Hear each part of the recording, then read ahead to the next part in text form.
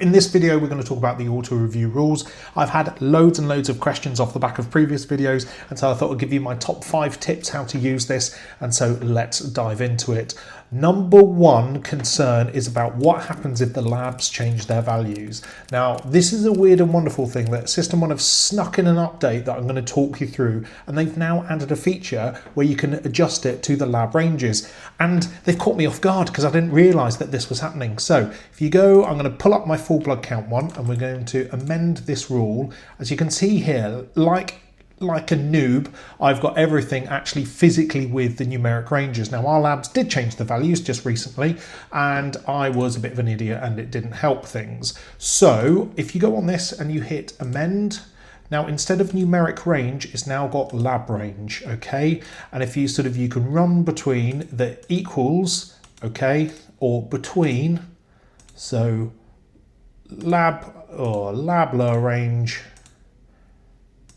and lab upper range. Done.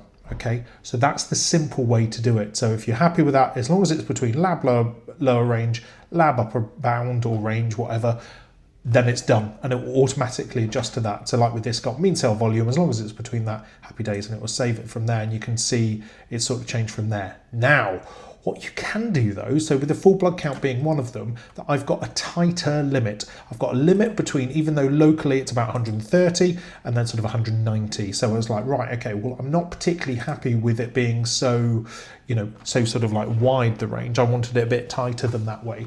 So what we can do is we can change it. Instead of numeric range, we can go lab range between lab lower bound plus, and it gives us, a 10%, or gives us a plus, it gives us more. So it gives us plus 10, okay? And then lab upper bound minus,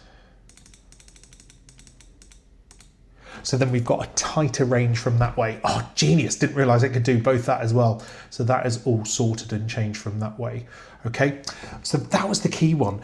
The second question that I keep getting is whether the results would keep failing because they didn't realise, or it was coming up with some weird and wonderful crazy comments. And I was like, hang on a second, you need to go back to how your pathology results come in, okay? So here's one I printed off. What you need to look at is how the result comes in, and that's in this box right at the top. So this is for renal function. So UNE's capital X 77WI, okay, and just you need to make sure that read code, so you set the rule based off that read code, okay, and often it will be some weird crazy comments of like here, annual screening, the laboratory test takes no responsibility for AKIs. I've just added that in, but it was some comment like that they were getting trouble with and getting stuck with. Now, when you set your rules, certainly for like renal function, where you want everything to be the same, you need to add a rule for, so on this, if you look here, comments can be ignored if present regardless of content. And so if you've got something weird and wonderful there, you need to add that comment in. Otherwise, it's going to keep on failing from that. So point 3 was that a lot of people were saying, oh, thanks, Dave, for your help. I need to wait 24, 48 hours until the next pathology results come in. It's like, no, you can do this all in real time. So let's hop over to the path box. I'm going to have to blur a lot of this out. So what you can do is you can right click and then put preview auto review rules, okay? And this will come up with rules that it could set. So hit OK to the ones that you want. And like here, so I've got here my HbA1c non-diabetic, pre-diabetic ones, and you'll see here that it's failed, okay? And it's failed, and it'll give you for reasons there. So that shows to me that actually I'm correct in terms of the HbA1c, so I've got the right, the way to build it, but it's failed because it's not suitable for this patient. And it's failed because it's not in the not diabetic box, fine, okay, and it's not in the report for the pre-diabetes. Fine, okay, so I know that I'm onto a winner. I just need to adjust the rules from that aspect. Now, if you've got it completely wrong, I'm just trying to find one that I haven't created a rules for. If I'd put preview auto review rules, okay, and there's no matching rules for, okay, this was just a wrong result from that way. And that shows you that you've got it completely wrong, that there is nothing there for it to find. So let's have a look at sort of Going on to the next point of like, what happens if I want to audit this and sort of suss out what's going on?